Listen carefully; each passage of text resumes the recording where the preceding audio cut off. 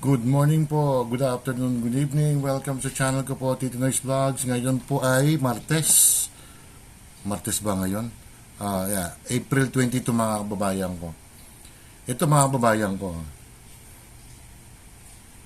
Yung LTFRB po, parang yung kailangan magpunta sila sa opisina ng LTFRB mga kababayan ko. Kasi kailan ba yun yung nakaraan bago magmahal na araw? Ito mga babayan ko, 80 po mga bus driver po at 2 konduktor tested positive po. Ayan, nababasa niyo po bus operators of drivers who tested positive for drugs face show cause orders mga babayan ko. Diyos ko. Ang tanong ko lang po, yan ba ay tinatolerate ng mga bus operators? Mga may-ari po, yung malalaking company yan di ba?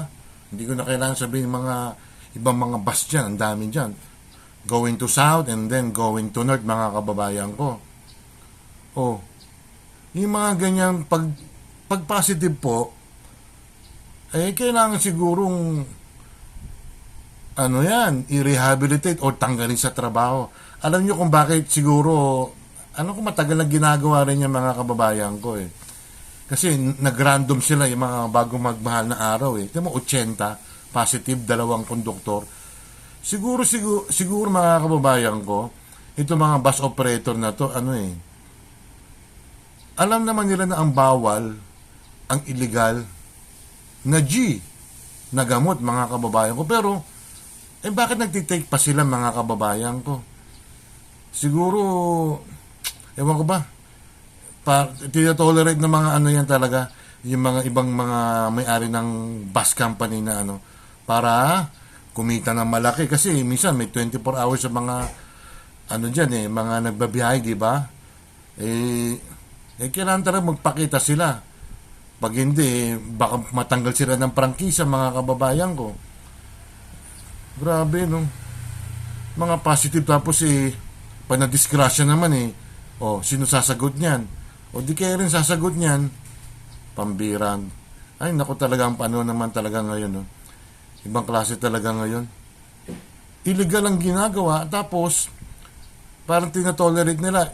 Hindi naman marami naman mga bus driver na mga mga matitino mga kababayan ko. Pero yung 80 drivers mga kababayan ko, marami yan. Pasensya na, madilim kasi para makulimlim, pero sobrang init mga kababayan ko. Sobrang init talaga sa natin, sa bayan natin mga kababayan ko. Siguro mga kababayan ko, yung nakinig siguro ito mga mga bus driver na to at saka mga konduktor dito sa taong to. Pakinggan nyo Just remember, bakit yung mga tao gumagamit ng drugs? Remember, hindi sila addict. Kasi gusto lang maging addict. Remember, ang gumagamit ng drugs ng mga tao natin, especially yung mga nagpapadagdag ng oras. Kasi pagka gumamit ka ng drugs, gising ka. Sus! Remember, bakit yung mga tao... Kilala nyo kung sino nagsalita nyo mga babayan ko. Ewan ko lang kung totoong video to. Kailangan ipakita nila ang video mga babayan ko. PNP chief po, si Marbil. Yung PNP chief po yun At isa pa yung isang Jean Pajardo. Ganon din ang stand niya para sila, makadagdag oras sila, kaya nagtitake sila ng mga droga. Panginoon, klaseng pulis to mga kababayan ko. Kaya nga drugs po illegal drugs pakinggan nyo ibang klase talaga. Magamit ng drugs. Remember, hindi sila addict. Kasi gusto lang maging addict. Remember, ang gumagamit ng drugs ng mga tao natin, especially mga... Bigyan natin, benefit of the doubt. Parang splice Ewan ko lang kung totoo ito. Pero, kung sinabi ito ni General Marbil, General Marbil, mali naman po yun, mga kababayan ko. Palibasa. Huwag na nga. Yung mga nagpapadagdag ng oras. Kasi ewan ko sa'yo. O kaya yan, yung mga dyan yung mga operator dyan, magsipunta kayo sa LTFRB mga kababayan ko. Ewan ko lang kung dati kasi may Optional lang ba yan? If you get a license, kailangan pa bang magkaroon ng drug test? Alam ko, optional yan eh. Hindi ko alam kung nire-require talaga ng ano yan, ng ating gobyerno. Pag mag-a-apply ka nga ng trabaho eh. Bukod sa drug test, may age test pa mga kababayan ko. Tapos dito, sa LTFRB, ewan ko lang, i-correct niyo ako kung meron ng drug test ha. Meron tayo isang opisyal, para once and for all matapos na ang mga bintang sa kanya, na sana magpa-drug test siya, ayaw niya. Sabay, karapatan niya yun eh. Pero, leader ka ng bansa eh. Sino ba binabanggit ko? Sino pa yung taga Malacanang? Sabagay, ayaw niya eh. Mapipilit na natin siya. Kaya bumababa yung niya. Bumaba ang mga trust rating niya. Tingnan mo, ko. Nakasalalay ang mga pasero sa mga bus driver. Tingnan mo, ultimo conductor, nag-positive din. Baka nga siguro nakinig na kay Barbil to. Hindi ko lang alam kung totoong video to ha. Grabe. Hindi sila adik. Nagtitake sila kasi para magdagdag sila ng oras. Ng drugs. Yung gising ka, just remember, no? Bakit yung mga tao gumagamit ng drugs? Remember, hindi sila addict. Kung panahon ni Duterte yan eh, pag sinabi ng isang general yan eh, siguradong sibak ka or baka mawalan ka ng benepisyo, no? Yung retirement mo. Parang pinopromote pa ni General Marbir. Opinion ko lang to sorry po alam mo naman PNP ngayon medyo mga naghahanap na sila ng mga nagbabalita rin ng mga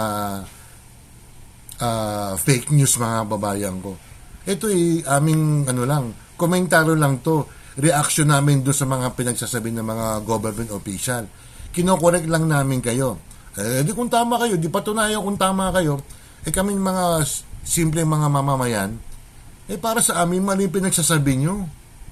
Di ba? Siguro man nagtitig din kayo.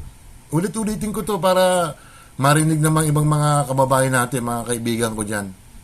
Kasi gusto laging maging addict. Remember, ang gumagamit ng drugs ng mga tao natin, especially mga yung mga nagpapadagdag ng oras. Kasi pagka gumamit ka ng drugs, gising ka. Just remember, no? Tama na. General Marbil, sana hindi ikaw yan. Sana splice to or AI o edited to. Pero boses mo yung nasa video eh. Di ba? Bakit yung mga tao gumagamit ng drugs? Nag-on.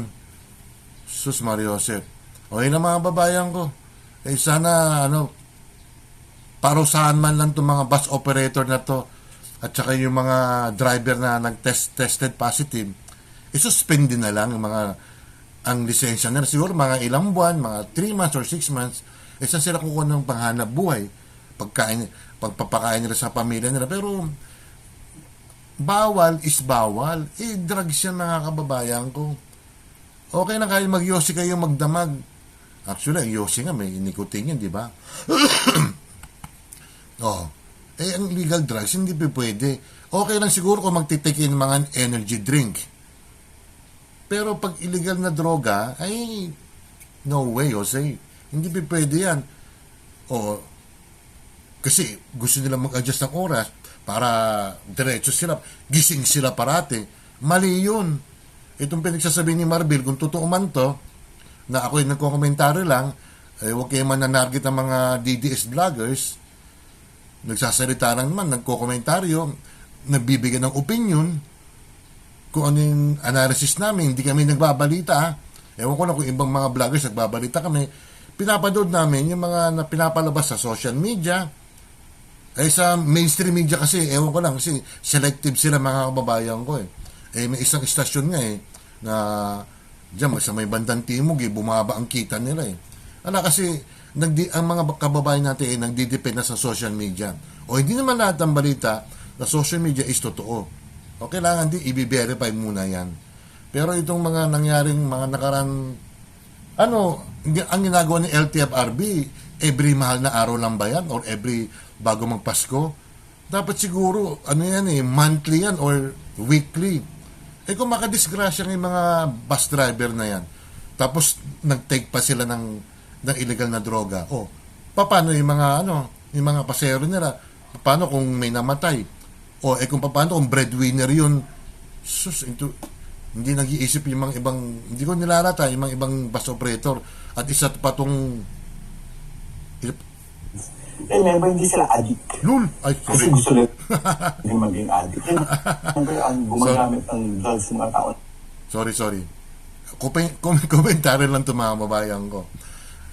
Ito, si babatiin ko. Unang babatiin ko si Miss Emilia Brosas. Yan. Ewan ko lang kung nabati ka doon kahapon, last Monday, about kay Amy. At Ruby Vlog, Cherry Papi's Adventure, si Oxy, Jane Barona Vlog, Michi, Tugang, si Cha, si Sinjin, Doc Juday, Mama Rind Official, sino pa ba? Si Jane Barona, okay na, no? Si Nanay Eva TV, si Jubanti Motorista, si Kim, si Kapangok Vlog, Mirna, Evelyn Official, si Smiley Face, si Beth Pilapil, si Charles Lumawig. Thank you sa araw nanood ka, Charles, ha? Si Chubbs de la Cruz, si Mayang Vlogs, sino pa ba? Si Elis Neris, sino pa ba? Mirna, nabati ko na, no? Si Cecil Bacos, mga kababayan ko. Yun lang po, paki-subscribe lang at saka paki-like na lang, ha. Huwag tayong yung mga bus driver dyan, mga operator, yung mga conductor dyan, umanag kayo ng paraan para rin makapagdagdag kayo ng oras. Kumain ng mabuti, kumain ng mga masustansyang pagkain. Pag illegal, huwag kayo magtitake. Bagay, isang taga Sige, don't forget to, salamat po, ingat.